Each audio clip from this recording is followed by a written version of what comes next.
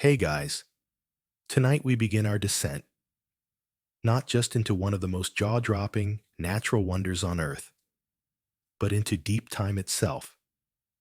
You're standing on the very edge of the Grand Canyon under a velvet night sky. The moon hangs low and swollen, washing pale light over jagged stone walls that seem to go on forever.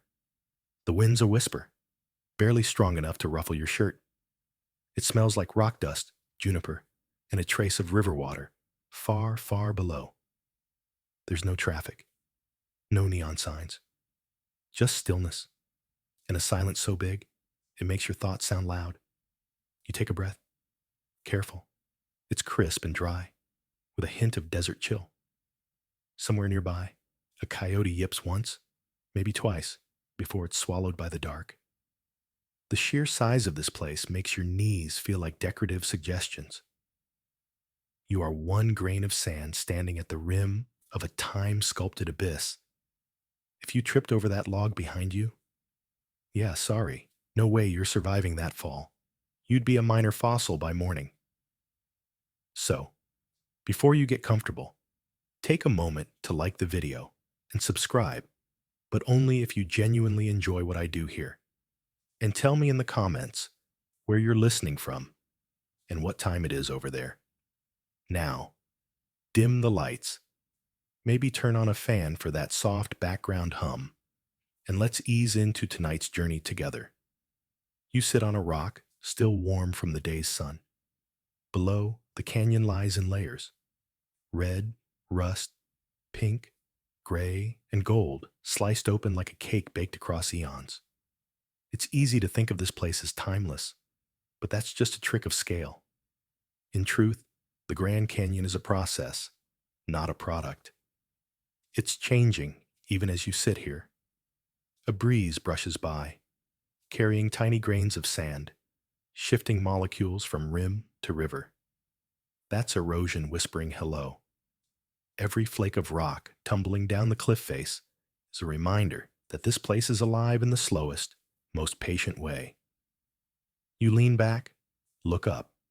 The stars overhead are ridiculous. So bright, so many. The Milky Way spills across the sky like powdered sugar. Historians still argue whether the earliest human visitors were wanderers following herds or spiritual pilgrims seeking something deeper. Either way, they would have stood where you stand, jaw loose, wondering how anything could be this big. Let's play a little thought game. Imagine you're a crow. Not a metaphorical one, a real crow, wings outstretched, gliding along the rim. You'd need to flap maybe twice a minute. No rush. From up there, the Colorado River looks like a snake caught napping in a sunbeam. But the moment you dip below the rim, you realize the scale has tricked you again. The river is 300 feet wide. It's also moving fast, cutting and carving, just like it has for over 5 million years. Geologists have a favorite party trick here, pointing at a cliff and saying, that layer's 1.7 billion years old. The Vishnu schist, as it's called, might be the most ancient rock you'll ever stand near, formed back when the planet was still learning how to be solid.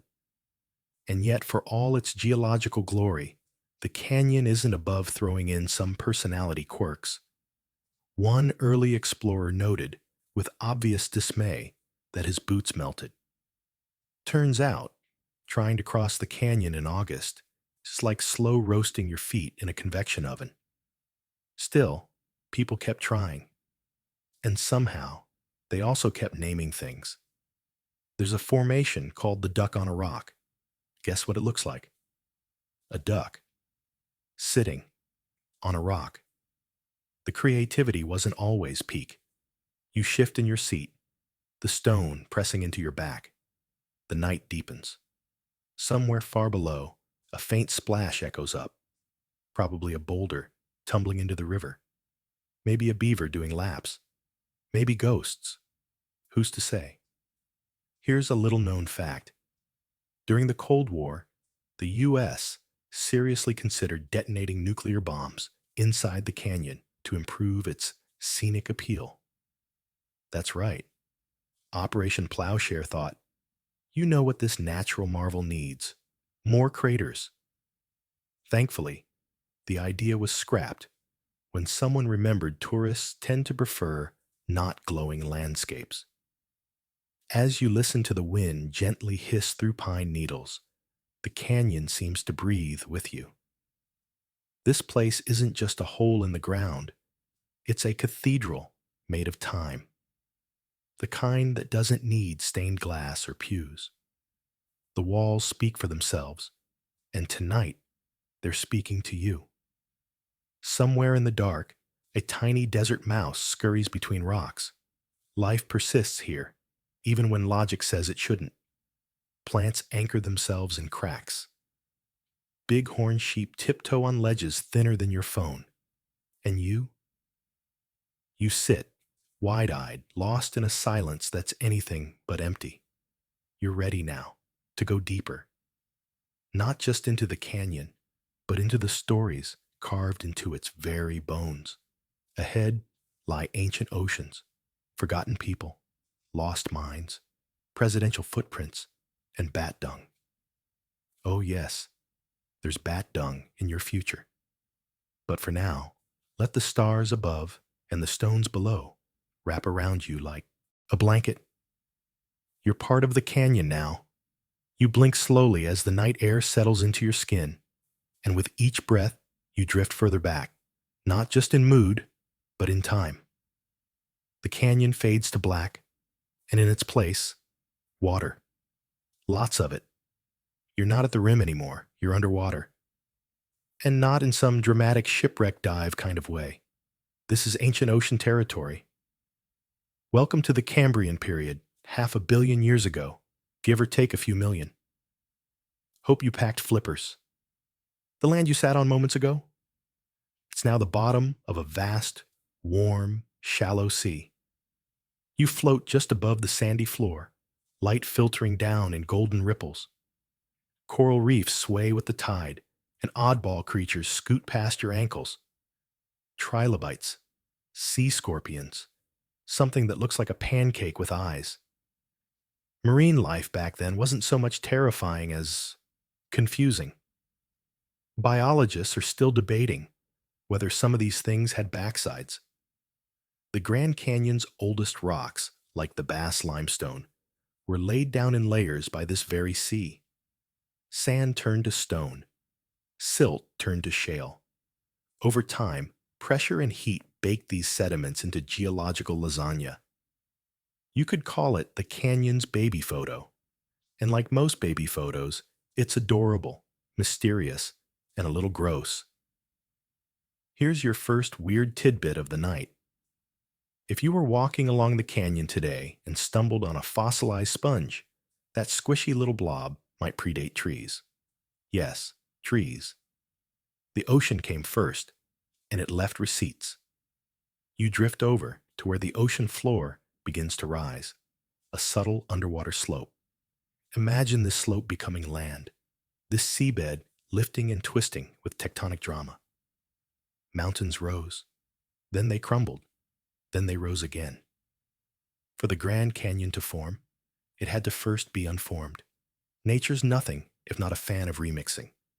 You pause, hovering just above the ocean floor. A soft current tugs at your toes.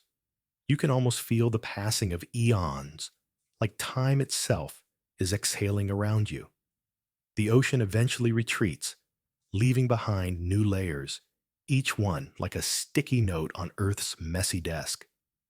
Note to self, deposit more sandstone. Fast forward several 100 million years, and this same patch of land becomes a swampy delta. Think palm trees, dragonflies the size of frisbees, and a truly unfortunate amount of mosquitoes. Over time, those lush marshes harden into stone, forming the Supai group, a reddish chunk of the canyon you'll see later. Right now, though, you're floating through history like a lazy river of sediment. Historians still argue whether the precise sequence of geologic uplift matches the carving speed of the Colorado River, or if the river cleverly hijacked older fault lines. Either way, time moved like molasses, and the land changed not with earthquakes, but with sighs. Your feet touch solid ground again, somewhere in the Permian period now, where the air is dry and the sun is intense. Giant reptiles shuffle through the underbrush, while early conifers sprout defiantly in dusty soil. This is not quite the dinosaur age yet, but evolution is clearly warming up. And here's something delightfully obscure. In the Hermit Shale, a rock layer you'll soon pass by on your journey, paleontologists have found ancient burrows, possibly dug by little lizard-like critters escaping the heat, or taxes. It's unclear. You step forward through layered time, and the rocks underfoot change color as you go. Red, then tan, then grayish-green. Each step, a leap across millions of years. And eventually, the sea returns, because of course it does. Oceans have a habit of ghosting the land and then texting, "Hey, you up?" 80 million years later. This back and forth between water and desert continues for ages, like a cosmic tug of war between Neptune and the sun. Sediment piles up. Sea creatures live, die, and get fossilized in increasingly awkward poses. And all of it, becomes the jigsaw puzzle of stone that makes up the Grand Canyon. By the time you return to the present, you've walked across nearly 2 billion years of Earth's history, and you didn't even have to put on sunscreen. Though, fun fact, ancient Egyptians sometimes used crocodile dung for that. We're not doing that tonight, don't worry. You're back at the canyon rim now. A gust of wind lifts your hair, as if the earth itself is sighing from the memory of its long transformation. You look over the edge again, but now you see more than just rock and shadow. You see a timeline stacked in technicolor bands, every cliff and ledge a chapter, every grain of sand a whisper from another world. The stars above wink like they're in on the secret. Maybe they are. You settle onto your stone perch once again, heart a little slower now, thoughts a little softer. The Grand Canyon isn't just a place. It's an archive of Earth's most dramatic mood swings. And you've just read the preface. You stretch your legs, letting your toes hang just over the canyon rim. A little reckless, sure. But what's life without a dramatic overlook?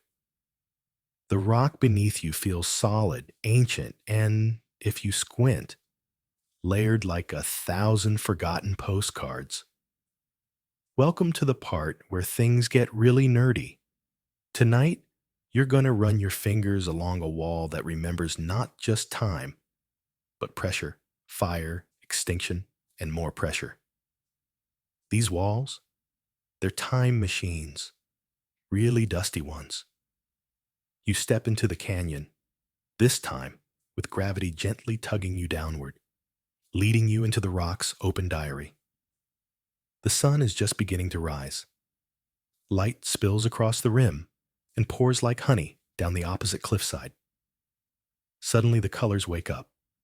Warm reds, burnt oranges, soft pinks, all arranged in horizontal ribbons stacked neatly, like some giant forgot to finish his birthday cake. Geologists call this stratigraphy, which is fancy for the study of layers that are older than your great-great-everything grandmother. Each band of color tells a story. Some are marine limestones formed when oceans covered the land. Others are wind-blown sandstones, left behind by ancient dunes, frozen mid-sigh. A few layers are almost crumbly, packed with the broken remains of animals that nobody remembers the names of anymore, like rugose corals. Who? Exactly. Take the Bright Angel Shale, for instance. It's greenish, soft, and slippery, laid down in shallow seas about 515 million years ago. And it stinks when it rains. That's the smell of ancient organic material doing its best impression of a high school locker room. And you're standing in it. Well, in your mind anyway. The deeper you go, the older the rock becomes. Unlike trees, which wear their years and rings from inside out, canyons wear their history bottom up. That means if you ever make it to the Vishnu basement rocks at the very bottom, congratulations, you're essentially shaking hands with the planet's teenage years. That stone is 1.7 billion years old, older than fungi, older than complex eyes, older than the idea of Tuesday. Now, historians still argue whether the Colorado River carved the canyon first and the land rose around it, or if the uplift came first and the river simply filled in the low spots. The real answer is yes, both, kinda. Depends on which geologist you buy dinner for. The process that created the canyon involved three main ingredients: uplift, downcutting, and erosion. Think of it like baking, but with magma, wind, and endless patience instead of flour and eggs. First, tectonic plates shoved the Colorado Plateau upward about 70 million years ago. Then, gravity encouraged the Colorado River to start slicing down like a hot knife through a very rocky cake. Add wind, ice, flash floods, and time, lots and lots of time, and boom. Canyon. Here's a quirky gem. The Grand Canyon is one of the few places on Earth where you can see nearly 2 billion years of Earth's history all at once, like binge-watching every season of a show where the main characters are rocks and the drama unfolds in centimeters per century. Riveting, right? You pause to touch the wall beside you. It's rough, but surprisingly cool, like a stone that's been thinking deep thoughts for far too long. In some places, you can see tiny ripple marks, frozen waves made when this rock was part of a beach, under a sun no longer shining. These are the echoes of moments nobody was around to see, except maybe a trilobite. They were the OG canyon influencers. No filters needed. A few feet farther, you stumble, figuratively, across something special, a fossilized burrow. Just a little squiggle in the rock, but it's the preserved home of something small and determined. Your eyes adjust to the deep shade of a narrow-side canyon, where the sun barely filters in. The air is cooler here, hushed and still, as though even the wind knows it should whisper. Stone walls close in on either side, towering like skyscrapers built by time instead of steel. And just beyond the bend, footprints. Not fresh, not modern. These are ghost traces. Imprints left by those who walked here thousands of years ago, before roads, before rangers, before sunscreen. The ancestral Puebloans. You follow them. Your boots crunch softly on gravel as you imagine what their journey might have felt like. No paved trails, no fancy gear, just woven sandals, baskets of food, and maybe a pet dog trotting behind. These weren't tourists. They were inhabitants. The Grand Canyon wasn't a destination. It was home. Tucked into a curve in the wall, you spot it, a small granary hidden in a rock alcove halfway up the cliff. Just a shadowy outline, like an eyebrow raised in stone. Built of mud and stone, these little storage units kept corn, seeds, and squash safe from animals and heat. They look fragile, but many have lasted over 800 years. Try doing that with Tupperware. You climb carefully, your fingers gripping ancient handholds carved into the rock. It's a humbling feeling, knowing your hands rest where someone else's did centuries ago, probably cursing the same steep angle. Historians still argue whether these early peoples saw the canyon primarily as sacred space or strategic shelter. What we do know? They made it work. They terraced little gardens into the cliffs. They tracked stars from rock towers. They even traded turquoise, macaw feathers, and shells with cultures hundreds of miles away. The canyon was never isolated. It was connected, just slower. There's a strange comfort in the idea that people used to gather around fires in the same stone hollows you now pass through. Maybe they told stories about the river gods. Maybe they gossiped. Maybe both. One archaeologist once found a child's handprint on a wall deep in the canyon, pressed into mud that hardened over time. It's still there. Tiny. Eternal. A little deeper down the trail, you spot something red and cryptic on a smooth rock face. Pictographs. Symbols painted with mineral pigment, stubbornly clinging to the cliff despite centuries of wind and sun. Some look like spirals, others like animals, or stick figures doing something important, probably. It's art as memory, a prehistoric status update, except no likes, just awe. Here's your quirky tidbit of the night. While modern climbers use carabiners and ropes, ancestral Puebloans climbed using notched wooden ladders and sheer audacity. Imagine hauling a sack of corn up a vertical wall with nothing but courage and calluses. That's commitment. That's also probably why they had great calves. You pause near a rock shelter and imagine the rhythm of ancient daily life. Grinding corn with stone manos, weaving yucca fibers into sandals, scanning the cliffs for mountain sheep, or maybe that one cousin who always wandered off. There's still pottery hidden in some side canyons, black on white bowls, red slipped jars, shards that catch the light just so.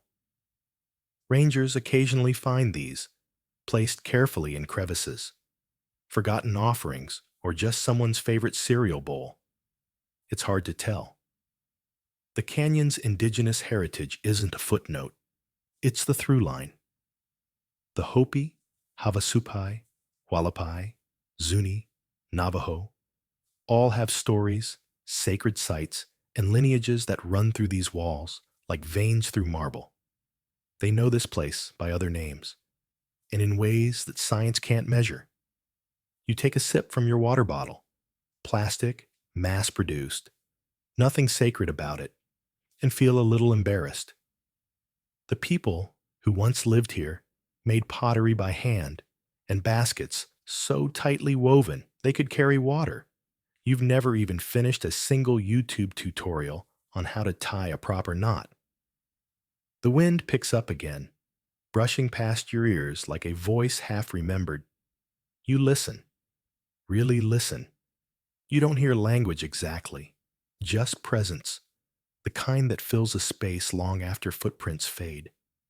The sun creeps a little higher, lighting the canyon walls and stages. First the tops glow gold, then orange, then soft pink seeps into the crags like warm tea into cloth. Shadows shift. The past retreats a little, and the present returns. But the memory of those early footsteps lingers. You look back once before moving forward, and for just a moment, you could swear you see someone. A silhouette, woven sandals, a woven basket, a woven life, stepping lightly over the rock. Then it's gone. But the feeling stays. You keep walking. The trail now descends in switchbacks so tight you feel like you're uncoiling a spiral staircase carved by the gods. The air thickens slightly as you drop lower, and the sun climbs higher, more present now, less polite. You wipe a bit of sweat from your brow and glance over the edge. Below, the Colorado River flashes like a twisted ribbon of bronze, winding through the very bones of the earth. It's time to talk about that river. At first glance, the Colorado looks almost lazy, snaking around giant boulders, smoothing its way through bends. But don't be fooled. That thing is relentless. It carved the Grand Canyon over 5 million years, with the quiet confidence of something that knew exactly what it was doing. One grain of sand at a time, one flood at a time, one angry thunderstorm at a time. Today, you follow its legacy downward. The deeper you go, the more the canyon presses in. Walls tower above you like cathedral pillars, streaked with mineral deposits and punctuated by occasional ledges where lizards sunbathe like tiny retirees. You pause to touch the rock beside you. It's smooth, polished by wind and time. This section, carved mostly by the river's energy, is an architectural masterpiece of erosion. And unlike anything a human has ever built, it came with zero blueprints and about 1 billion years of patience. Geologists call this downcutting, when a river digs its way deeper into the rock over time. But honestly, that undersells it. The Colorado didn't just cut. It sculpted, sandblasted, bullied its way through solid stone. It changed its course dozens of times. Sometimes it widened the canyon. Sometimes it deepened it. Sometimes it just meandered for fun. Historians still argue whether glacial meltwater played a critical role in speeding up this carving process, or if the river was just that committed. Either way, it succeeded. Grandly. You hear it before you see it.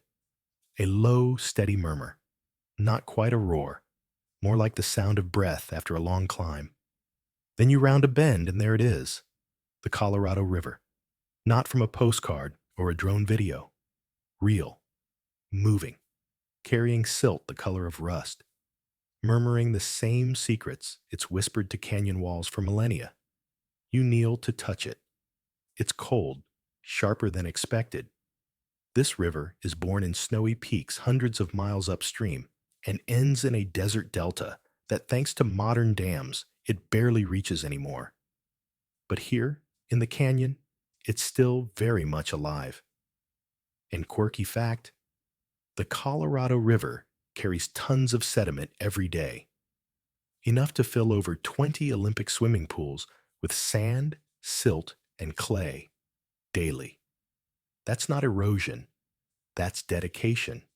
Every tiny particle, another tick mark in the canyon's ongoing autobiography. You follow a narrow path alongside the river for a while, and the environment changes. It's greener here. Cottonwoods and willows lean over the banks, casting flickering shadows on the water. Birds flit between branches, chirping like they've never heard of property taxes. A heron watches you from a sandbar, unimpressed. You settle onto a flat rock beside the river, letting your fingers drift through the water's edge. It tugs gently, like a friend who wants you to keep moving, but you linger a bit longer. You think about the ancient floods, some so powerful they tore boulders loose and relocated entire sections of the riverbed. There are stories of sudden canyon torrents, triggered by cloudbursts miles away, that turned serene creeks into deadly walls of water. But today, it's peaceful. The river isn't showing off. It's just being itself. A slow mover, a deep thinker. You look up at the walls around you. They rise over 1,000 feet, layer upon layer of stone laid down when dinosaurs hadn't even gotten around to evolving yet. It's like sitting in a history museum with no glass and no exit sign. Here's your dose of canyon trivia. One explorer in the 1800s, John Wesley Powell, rafted this river with one arm. That's not a metaphor. He'd lost his right arm in the Civil War. Still, he led a dozen men down the uncharted Colorado through rapids, cliffs, and maps that said things like, "Here be dragons." Most of them survived. One group walked off into the desert and never walked back. You think about Powell a moment, about how the river would have looked then: wilder, unpredictable, fewer dams, more mystery. Today it's dammed, tamed, diverted for cities, farms, and fountains in Las Vegas. But in the canyon, it's still raw, still defiant. The wind picks up slightly, lifting your hair. A leaf skates across the river's surface, spins once, then disappears. You close your eyes and listen to the current, to the rocks, to the quiet pride of something older than civilization, moving forward whether anyone watches or not. You stand again and continue walking downstream, trailing your fingers along a canyon wall streaked with iron and manganese. Red, black, orange, natural graffiti that tells no lies. The path is uneven, sun-baked, but every step feels earned, like the canyon is letting you in, one curve at a time. Eventually, you reach a still pool tucked into a bend where the river slows to a mirror. You catch your reflection there, small, awestruck, momentary, but also connected. This river didn't just carve a canyon, it carved perspective. The light shifts again, less golden now, more white hot. The kind of sun that bakes your hat brim, makes your water bottle suspiciously warm, and sends lizards into shady crevices to gossip about foolish hikers. You followed the river for hours, winding along the inner gorge where time feels stretched, like taffy pulled thin. But just up ahead, something changes. Boot prints. Not yours. Not recent. They crunch dry into the sandy trail, heavy, deliberate, and armored. You squint. The air trembles slightly in the heat, and suddenly you see them. Plodding up from the canyon shadows, 16th century conquistadors. Yes, actual Spanish explorers, probably cursing the heat in elaborate Castilian. They don't see you, of course, but you're close enough to hear the jangle of metal, the grunt of horses, the rustle of desperation. It's the Coronado expedition, around 1540. Francisco Vázquez de Coronado had sent Garcia Lopez de Cardenas and his party out west in search of, well, gold mostly, cities of gold, entire empires paved in treasure. Instead, they found this enormous pit. They stood near the south rim and reportedly stared down into the Grand Canyon for hours, speechless. They'd never seen anything like it. According to legend, they tried to reach the river below to get water. They failed. Twice. That's a 5,000-foot drop with 0 switchbacks and no Yelp reviews warning them to pack better shoes. Historians still argue whether the Spaniards even understood what they were looking at. Was it awe? Was it annoyance? Was it, is this where the gold's hiding? No one's sure. But what's certain is they left. Not with treasure, but with sunburn. Probably several blisters, and one heck of a travel story. As you trail their ghostly presence, you notice something even more fascinating: their maps. Or rather, the lack of accuracy in them. Early European maps of this area showed mythical rivers, cities that didn't exist, and features like impassable cliffs drawn with artistic flair. It's like if Tolkien had been paid in tequila. Here's a fringe tidbit. One persistent rumor claimed there were ancient mines hidden in the canyon, full of copper, silver, or even Egyptian relics. That last one comes courtesy of a 1909 hoax published in a local paper about a Smithsonian cover-up and a cave full of hieroglyphs. Totally false. Totally weird. Totally enduring. People still ask rangers about it. You climb out of the lowest part of the trail now, rising up onto a sunlit ledge. There's a half-buried horseshoe in the sand.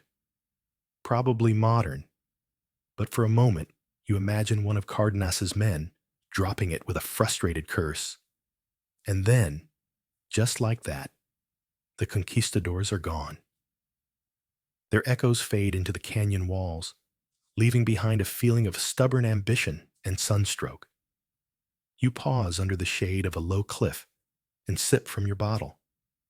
The water is lukewarm, but you're not picky. You think about what it would have taken to cross this landscape without maps, without hydration packs, without a clue. No ranger station, no emergency helicopter, just miles of rock, sun, and rumors. You hear a rustle up ahead, then see it. A pack of bighorn sheep, perched impossibly on a ledge so thin it makes your stomach flip. They stare at you, perfectly balanced, chewing indifferently. Show-offs. Their ancestors watched the Spanish pass by too. Probably judged them just as hard. As you continue hiking, the trail bends upward into a narrower canyon with copper-colored rock walls. Here, the minerals shimmer slightly in the light. The Spanish didn't find gold, but they did find signs of copper. And where there's copper, there's usually someone trying to make a buck. Later expeditions returned not for conquest, but for commerce. The canyon saw dozens of prospecting ventures in the 1800s. Miners dug precarious shafts into these cliffs, hauling out ore on ropes in sheer audacity. Most of them didn't strike it rich, but a few walked away with enough copper to pay for another round of supplies, and maybe one solid pair of boots. You stop and run your hand along a rusted bolt hammered into the rock, a remnant of one of those mining attempts. The canyon, for all its vastness, is full of tiny scars, holes, ladders, graffiti from 1883. But like the river, it endures. The sun dips slightly toward late afternoon, and the light softens into peach and amber. You step out onto a rocky overlook and take a moment. Below, the river coils like an old snake napping in the dust. Around you, silence. Real, full-bodied silence. Not empty, just still. You sit on the edge and dangle your legs, boots tapping rock that predates the Andes, the Himalayas, even dinosaurs. You think of the conquistadors, standing right where you are, full of heat, hope, and hubris. They didn't find gold, but they found this. Your shadow stretches long now as you wind up a trail carved into the canyon's shoulder, where the echoes of boots and ambition fade into softer footsteps. Wooden wheels, the creak of leather, and the distant murmur of hymns. You're entering the Mormon era, mid-1800s, when covered wagons rolled westward and faith often weighed more than common sense. The canyon wasn't just a giant crack in the earth. It was both a barrier and a beacon. For settlers, it loomed as a rugged frontier, challenging their maps and their theology in equal measure. As you step into this chapter, you smell dust and mule sweat and hope held together with rough stitching. Imagine this: a family of 8, crammed into a wagon with cast iron cookware, homemade quilts, 2 chickens in a crate, and a jug of questionable pickles. They crest a hill, expecting fertile valleys or a nice little meadow. And instead, boom, canyon. They probably just stood there blinking for a while, letting the wind carry off their curses. Some groups, particularly Mormon pioneers, saw the canyon not as an obstacle, but as a spiritual proving ground. They built small outposts near the rim and sent scouts into the maze of ravines in search of pasture, water, or even rumored mines. And because humans are gloriously persistent, they name things like Hurricane Ledge and Dead Mule Wash, which really sell the vacation potential. Historians still argue whether some of these pioneers were truly aiming for long-term settlement or just following whispers of wealth. What's clear is that the 19th century turned the Grand Canyon into something more than rock. It became narrative, a test, a trial, a story waiting to be told around a campfire, ideally with a harmonica. You follow a ghost trail now, one of the old mining roads scraped into the rock by sheer willpower and mule hooves. The path tilts dangerously close to the edge in places, and you tiptoe as though weight still matters here.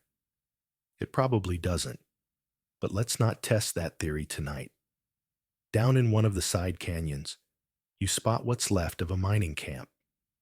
Just a few timbers, a crumpled tin can, and what might be the world's saddest outhouse. The miners came hoping for copper, silver, even lead. Most left with sunburn and debt. Some never left at all. And now, the fringe moment you've earned. There's a local legend about a prospector named Crazy Jimmy who insisted he found a vein of blue gold somewhere deep in the canyon. He spent 20 years trying to relocate it, despite no one really knowing what blue gold actually was. Some say it was just oxidized copper. Others think it was mercury poisoning that convinced him it sparkled. You reach an old mine shaft, boarded up. The warning signs long faded. Rusted tools lie abandoned outside. A pickaxe, a shovel, a crushed lantern. The canyon keeps these things, not out of spite, but out of habit. It doesn't erase, it absorbs. Stories, failures, triumphs. All of it gets folded into the sediment. You sit for a moment on a sun-baked boulder and sip your water. It's the color of weak tea, but it tastes like relief. Around you, the wind picks up, pushing through pinyon pines and sagebrush. The light changes again, turning shadows sharp and blue. Somewhere nearby, a raven calls once, dry, sarcastic. You imagine it's been watching you all day, judging your pace. In the late 1800s, the Grand Canyon began to attract a new kind of visitor, the wealthy eccentric. Some came to sketch.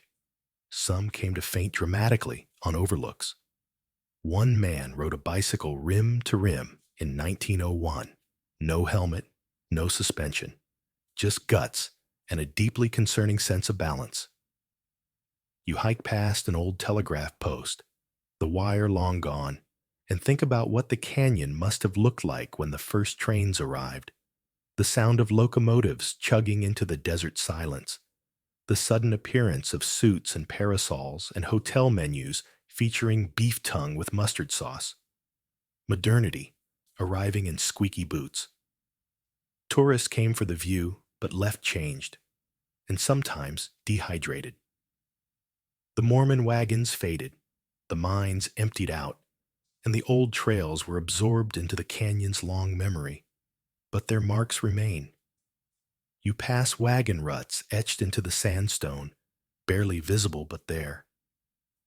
Time wears most things down, but not all the way. You reach the edge of a cliff just as the sun hits it right, casting the entire canyon into a swirling display of orange, crimson, and violet. It looks like it's burning, but slowly, like an ember that never dies. You sit. You breathe. You think about how many feet have walked this path. How many dreams were lost here. How many stories began with, well, we were looking for copper and ended up somewhere holier. The canyon isn't impressed by ambition, but it remembers. The light now leans golden again, softer, more forgiving.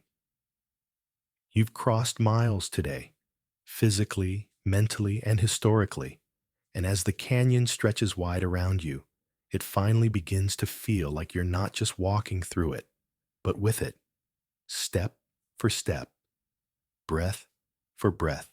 You crest a ridge and spot something odd ahead, a man in a tailored suit. Tall, wiry, with a shock of mustache and a notebook tucked under his arm. He's gesturing wildly toward the canyon as if it's misbehaving. You've just wandered into the orbit of John Wesley Powell, the one-armed Civil War veteran and scientist whose 1869 expedition through the Grand Canyon became legendary and, frankly, a little unhinged. You settle into a ghostly seat beside his camp. There's a fire pit, tin cups, a barometer. Powell is explaining the layers of rock to a skeptical crew who would rather be anywhere else. He doesn't care. He's in love with geology, with discovery, with the idea that you can float down a river and wind up somewhere entirely new. That first expedition? Not glamorous. The boats were clumsy, the food was flour and coffee, and the maps were optimistic. They named rapids things like Disaster Falls and Hell's Half Mile, which tells you exactly how the trip was going. 3 men eventually climbed out of the canyon to try their luck on foot. Their bones were never found. Historians still argue whether Powell's success was more luck or genius. One arm, no GPS, and a river that didn't care if he lived. But he survived. And he wrote about the canyon like it was poetry set in stone. His words helped shift public opinion from seeing this land as a brutal wasteland to something magnificent. Dangerous, yes, but divine. You rise and walk a little farther, and the Powell mirage fades into shadow. Ahead, a trail marker, rusted and half-buried, points toward an overlook. You follow it. By the early 1900s, Powell's stories had filtered east, and so had the idea of the Grand Canyon as a destination. Not a place to conquer or extract, but to admire and maybe profit from. Enter stage right, entrepreneurs, railroad men, and Fred Harvey. Harvey saw opportunity in the dry heat and vertigo-inducing vistas.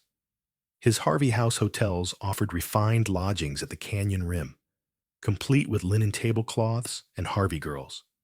Young women hired to civilize the Wild West with coffee service and calm nerves. Picture a high tea with a side of geological wonder. You pass by the remains of one of those original buildings, now a crumbling foundation shaded by pines. The walls are gone, but the view, still flawless. Here's your quirky slice of canyon trivia. In 1904, President Theodore Roosevelt visited the Grand Canyon and reportedly said, "Leave it as it is. You cannot improve on it." Strong words from a man who once boxed a prize fighter and wrote a book in 1 week. Roosevelt, despite his many flaws, was a driving force in pushing for the protection of natural spaces. Thanks to him, this place didn't become a giant copper mine or, say, a weirdly aggressive golf course. You keep walking, thoughts drifting as freely as the wind now threading through your shirt sleeves. You wonder how many people stood on this same path, trying to make the canyon theirs, by naming it, mapping it, painting it, or photographing it. Yet, the canyon remains gloriously unbothered. It's never yours. You just borrow it for a while. You reach a small plateau where Powell once camped. The ground here is stamped with time, boot marks, fire pits, and maybe a fossil or two if you know where to look. The river glints below, far off now, like a memory that refuses to fade. The canyon is changing again, not in structure, but in tone. This is the moment in a journey when exhaustion turns into clarity, where you stop trying to understand and just start being. The colors become softer, the silence deeper. Even the air seems wiser somehow. And now for a strange but true fact. In 1938, a man named David Lavender hiked into the canyon for work and promptly forgot to leave. He took a job with the Park Service, married a local, and later wrote a book about the whole experience. One Day in the Canyon, and it rewrote his entire life. You look out from this high perch. Below you lies not just rock and river, but every version of this place you've walked through tonight. Ancient oceans, ghost pueblos, conquistador echoes, Mormon wagons, Powell's rafts, train tracks, and tin coffee cups. A pile of histories layered just like the rock, messy, massive, miraculous. Above, the sky is beginning to bruise into twilight. A single star winks on, bold and early, probably Venus, showing off. You sit and breathe and let your body settle into the moment like a stone into sand. The Grand Canyon doesn't need you, but it's letting you in anyway. Twilight stretches across the canyon like a silk scarf, cooling the rock, softening the sky, and quieting even your thoughts. The trail bends toward the north rim now, the less traveled, higher, and colder sibling of the south rim. You're walking into thinner air, fewer people, and deeper solitude. It's the kind of place where sound behaves differently. Your footfalls feel hushed, like you're inside a cathedral with sandstone walls. Pines whisper.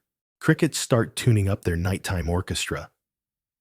And somewhere far below, the Colorado River still hums its ageless lullaby. By the 1920s, this rim began to attract a very different kind of visitor: artists, mystics, and misfits. People who weren't just here to gawk or conquer, but to feel something, to understand what couldn't be explained in textbooks or trail maps. You step into their wake. One name echoes here: Mary Elizabeth Jane Coulter, the architect who designed many of the canyon's iconic buildings.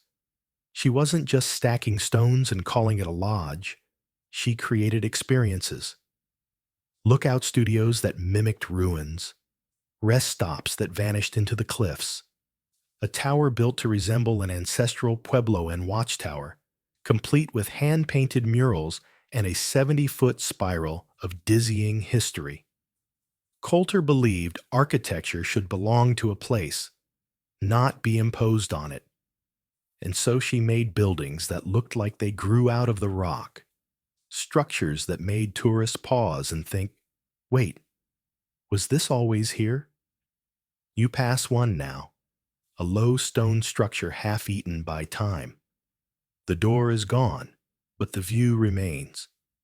You peer through the empty frame and see not just the canyon, but its memory of being watched, painted, admired, and loved. Coulter was a woman doing big things in an era when she wasn't expected to. That's your quirky note for the night. She smoked cigars, traveled alone, and once told a colleague, "No one is going to boss me but myself." Legend. Historians still argue whether her blend of native-inspired architecture and romantic idealism was respectful homage or commercial pastiche. But the truth is probably both. Coulter wasn't perfect, but she changed how we see this place. You continue walking as the stars multiply. One becomes 2, then 20, then hundreds. Above you, the Milky Way begins to pull itself across the sky, pixel by pixel. The canyon darkens, but it doesn't feel threatening. It feels enormous. You realize you're not in the canyon anymore. You're part of it. Like a lizard sunning on a rock, or a gust of wind curling through a ravine. You settle onto a stone ledge, one that probably served the same purpose for a dozen other wanderers before you. You stare into the dark, and the dark stares back, not with menace, but with welcome. And now, another odd detail. In the 1930s, the Civilian Conservation Corps sent young men into the canyon to build trails, lodges, and walls. They earned $1 a day, plus food, and they carved their initials into stone steps that are still visible. Most didn't know they were part of a legacy. They just wanted to eat. Those steps are under your boots now, worn smooth but holding strong. You think about how many hands shaped this place, how many lives it changed. Not just tourists and geologists, but cooks, janitors, porters, and trail builders who worked in heat and silence so others could glimpse the infinite. You rise and start to walk again, slowly now, reverently. Every breath you take is thinner, cooler, touched by pine and moonlight. You pass a wooden bench, its paint long faded. You sit, because really, why not? The night is silent but alive. You can feel the canyon still turning beneath you, stone moving, eroding, reshaping in geologic time. It's patient. It doesn't care how late it is. It doesn't care that your legs ache. It just is.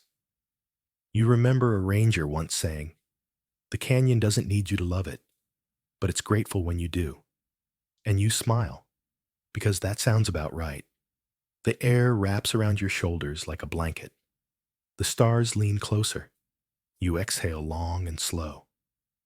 And for now, you stay. The night deepens, velvet thick and stitched with stars. The canyon, once fiery and full of chatter, is now a sleeping beast. But even asleep, it breathes. You can feel it. A slow, rhythmic exhale of stone cooling, soil settling, wind curving softly between cliffs. It's not silence. It's symphony. You rise from the bench, stretch gently, and begin the moonlit descent into a section of the trail known for its legends.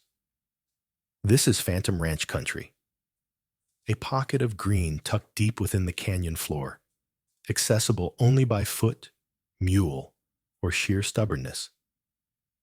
Built in the 1920s by the National Park Service and designed, of course, by Mary Coulter, Phantom Ranch is a place of myths and sore calves.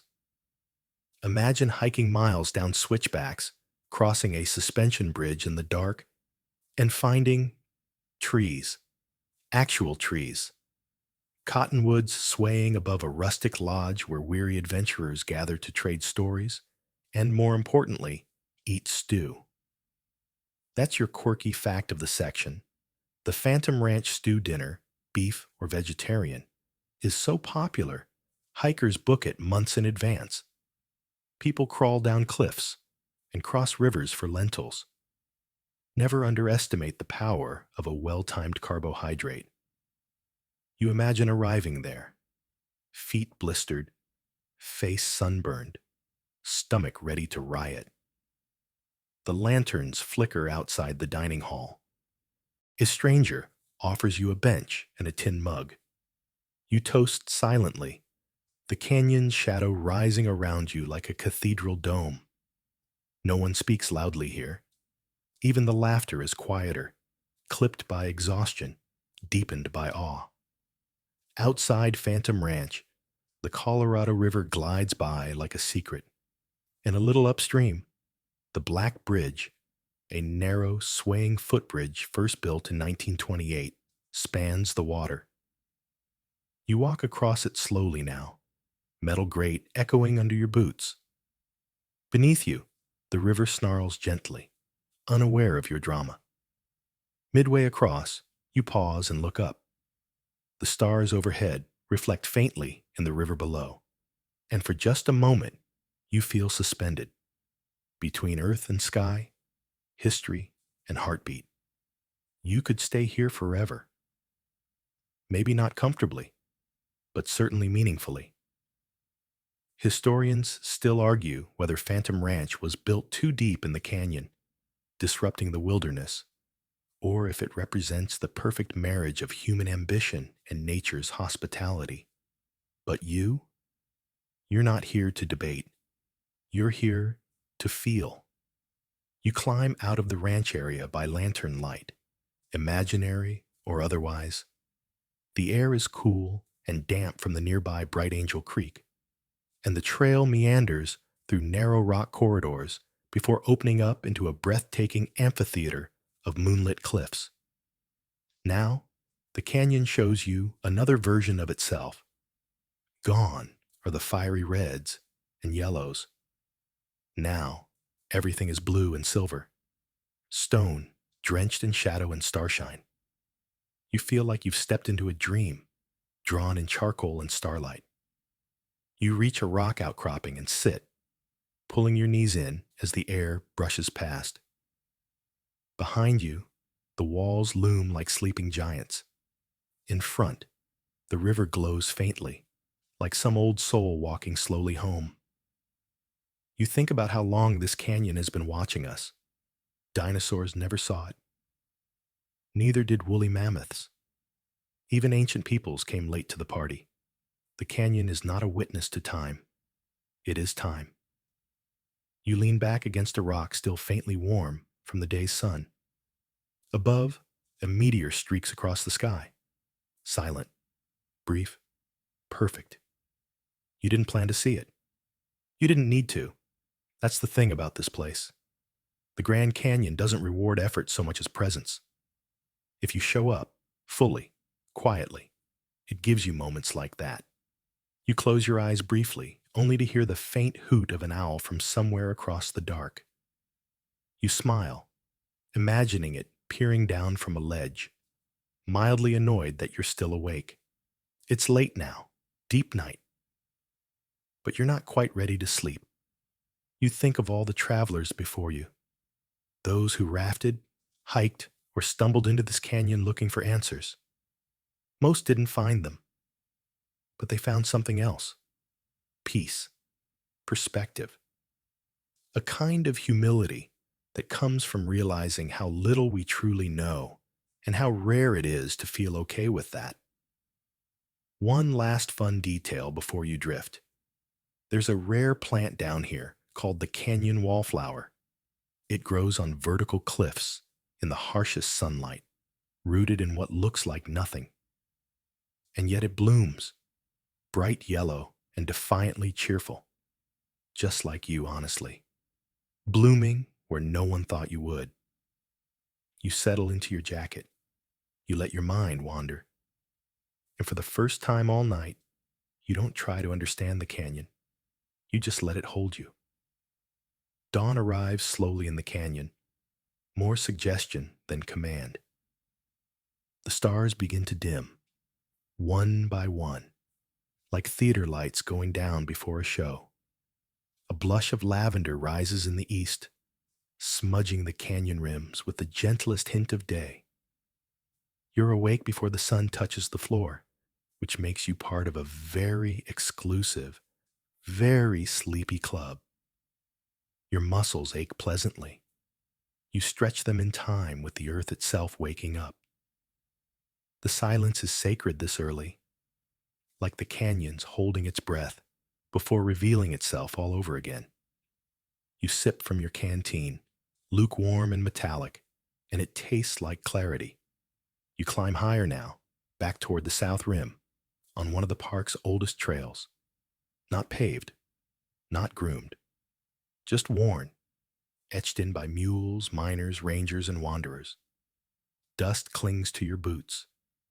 Your breath fogs a little in the crisp air. And up ahead, hoof prints, that unmistakable mule shuffle. Welcome to one of the Grand Canyon's most beloved and begrudging traditions, the mule trains. Since the late 1800s, mules have carried people, mail, and supplies up and down the canyon walls. They're smart, sure-footed, and infinitely unimpressed by human whining. You pause as one approaches from above, led by a wrangler with sun-creased skin and an easy wave. The mules glance at you like they've seen it all, which they probably have.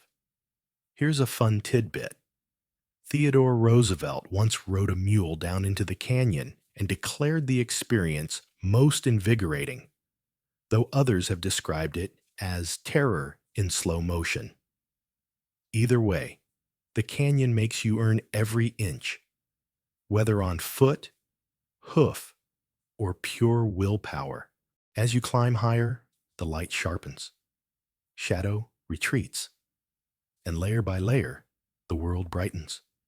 Red wall limestone, then mauve limestone, then the creamy cliffs of Kaibab Formation near the top.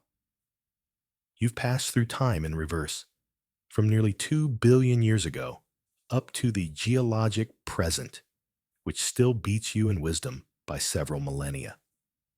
Historians still argue whether the park's early development, hotels, railways, guided tours, was a triumph of access or an assault on wilderness.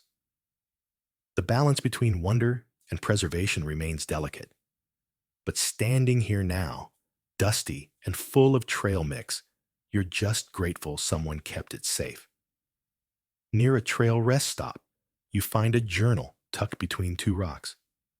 Its pages are soft from use, covered in notes from fellow travelers. Some are poems, some are jokes. One entry reads simply, "I came here broken, left a little less so." You smile and leave your own message. Something small, something true. You push on. The wind picks up, brushing your face with the kind of chill that feels earned.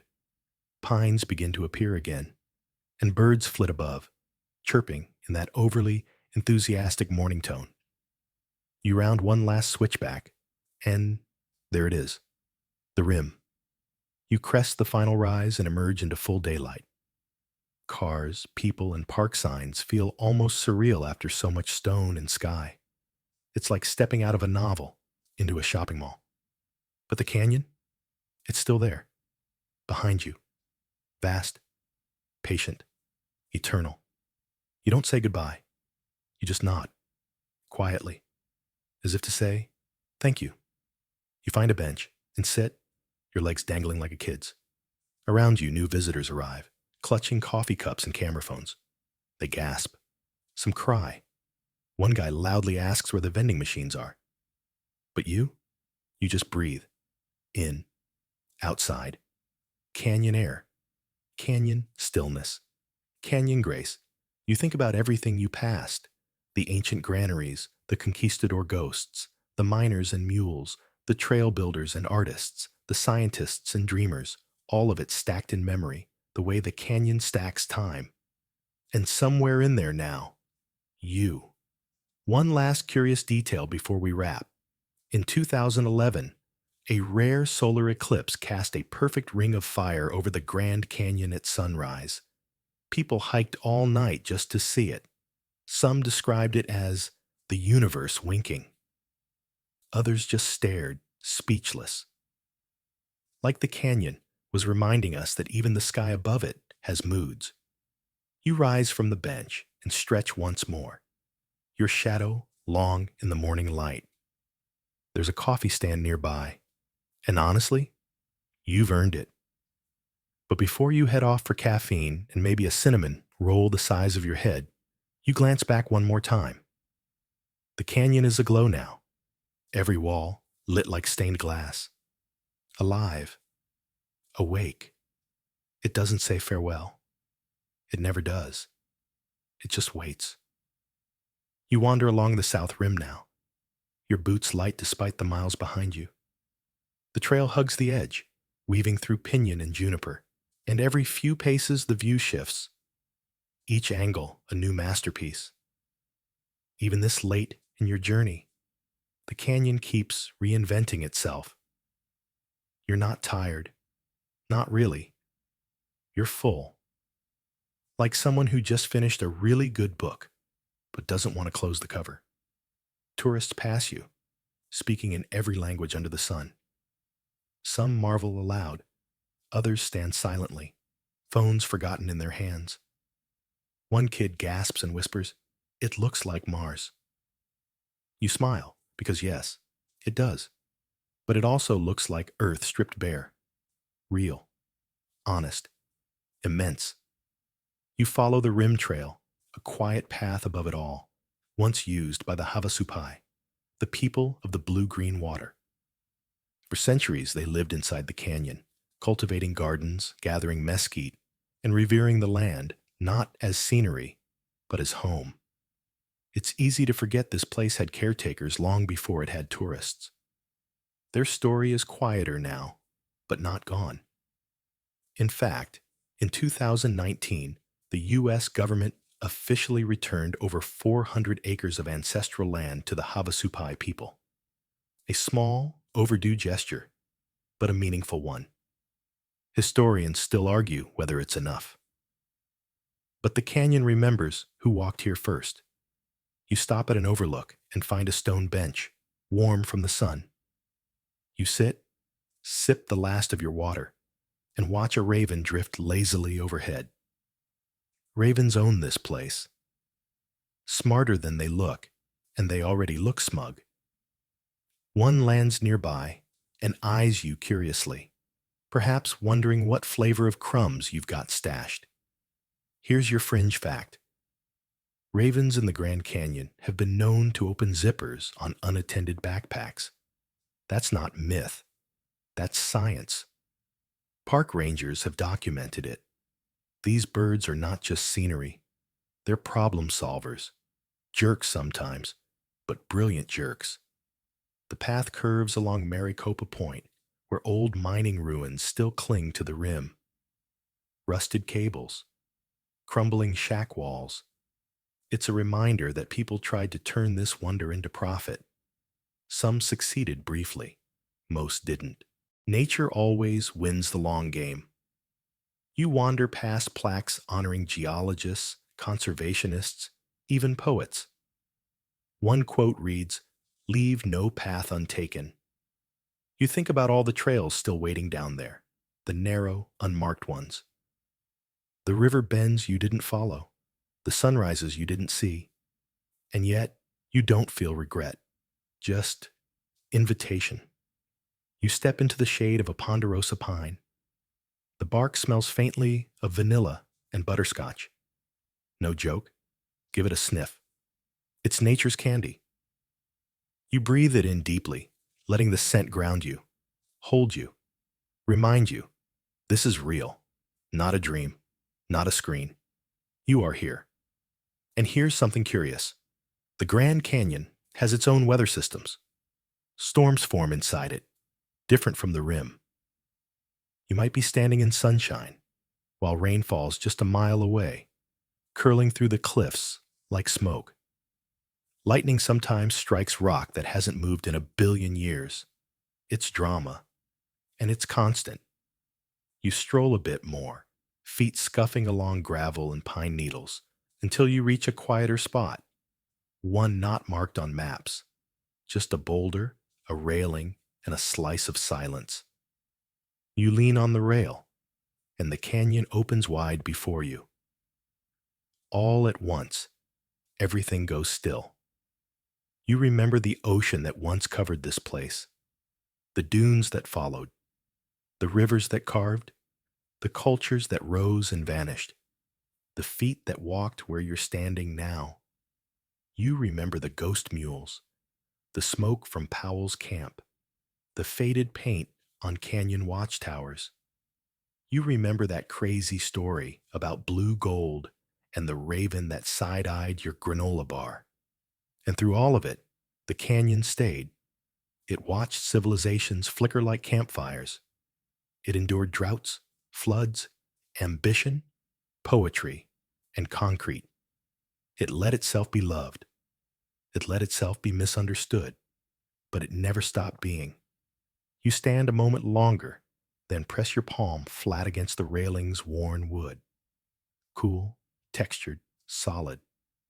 The sun begins to dip once again, and you realize you've nearly gone full circle. Rim to river, to rim again. But you're not the same person who started. Something inside you has widened, deepened, like a side canyon carved in slow motion. You whisper a quiet thank you, not to anyone in particular, but to the rock, the river, the silence. The Grand Canyon doesn't reply. It never does. It just lets you feel the echo. Evening has returned, not with a shout, but with a sigh. The golden rim fades into soft violets and grays. The Grand Canyon has begun its nightly vanishing act, transforming from landform to mystery in real time. The edges blur. The depths dissolve. And you, sitting once more on a quiet ledge, Watch the whole world exhale. There's something special about this time, canyon dusk. It's not just beautiful, it's transformative. You can almost feel your thoughts slow down, stretching to match the ancient tempo of the stone. You've walked miles, past centuries, and now you're back where you began. But not really, because now you carry something new, stillness. Far off to your left, a trail of hikers trudges upward in silhouette, headlamps bobbing like fireflies. You remember that climb, your breath, your calves, the way the dust clung to your ankles. And now, watching others make the same journey, you feel a strange affection for them. Strangers, sure, but also fellow pilgrims. To your right, the Colorado River glints faintly in the deep. You think about how it began. Just rain, really. Drops on mountaintops, gathering, gaining speed, carving a destiny no one could have predicted. 2 billion years of flow. You wonder what stories the river would tell if it could speak. And then, you wonder if it's been speaking all along, and we've just been too loud to hear it. Above you, bats flicker. A warm breeze drifts up from the canyon floor, carrying scents of sage and stone, and something else. Something you can't quite name. The last heat of the day, maybe. Or the breath of the earth settling into itself. You pull your jacket tighter and lean back against the rock. It cradles you, the way only stone that's seen everything can. You think about the people who built this park, fought to protect it, and shared it with generations that followed. Rangers, scientists, journalists, artists, every one of them trying to put into words what it means to stand here. You remember a ranger once said, "You can't see the canyon in one glance. You have to let it unfold." And you think, maybe you can't see yourself in one glance either. Maybe you needed this place to show you how, your quirky moment to close things out. In 1984, a man base jumped into the Grand Canyon wearing a Batman costume. It was illegal. It was absurd. And yes, he got arrested. But for a second, as he floated down in full cape and cowl, the canyon looked up and blinked. Because even this ancient place allows a little mischief now and then. Historians still argue whether the Grand Canyon should be framed as a natural wonder, a sacred site, a scientific archive, or a national symbol. But tonight, as you sit in its darkening arms, none of that matters. It's not a symbol. It's not even a place. It's a feeling. The sky turns navy. Stars return, bold and bright, unfiltered by city glare. You can see constellations you forgot existed. Orion rising, Cassiopeia reclining, and you, just a dot under it all, gloriously small, beautifully human. And then quietly, you stand. You stretch one last time. You take a slow breath, and you walk, not away from the canyon, but with it. Now, with your eyes soft and heavy, let your mind stay here, right here, at the canyon's edge. Let the night stretch long and still around you, a deep lullaby sung by stone and wind and stars. Let each breath be slower than the last, like leaves falling one by one onto quiet earth. The Grand Canyon sleeps now, so can you. No more trails to climb, no more echoes to chase. Just rest. You are weightless in the dark, safe in the hush of ageless walls. You've wandered across time tonight. Oceans, temples, trains, and sunrises. And now, there's nothing left to do but drift. Feel the coolness of the stone beneath your back. The way the air wraps around your shoulders like an old blanket. Listen for the distant river, far below, threading its way through everything. It's still moving. It always moves, just like you. Let your thoughts slow. then scatter, then disappear. Let your muscles melt into stillness. Let the night carry you, gently and without question, into dreams. And if you find yourself floating once more down that golden canyon trail, dust in your boots, sun in your eyes, the hush of ages in your ears, know that the path is always here, whenever you need it, waiting. Good night.